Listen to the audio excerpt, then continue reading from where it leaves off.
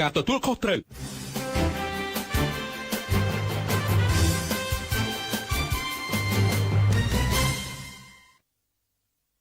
នាំមកជូនលោកអ្នកដោតអាឡេយ៉ង់វីស្គី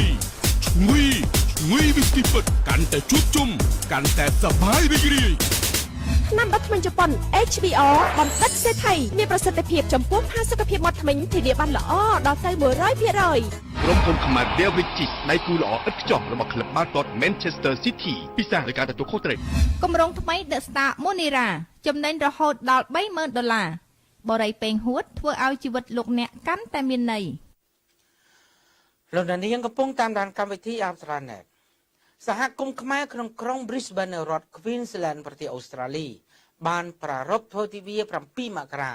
ដោយមានការចូលរួមពីមន្ត្រីសភាអូស្ត្រាលីអភិបាលក្រុង Brisbane និងអតីតរដ្ឋមន្ត្រីអូស្ត្រាលីនៃក្រសួងអន្តរប្រវេសន៍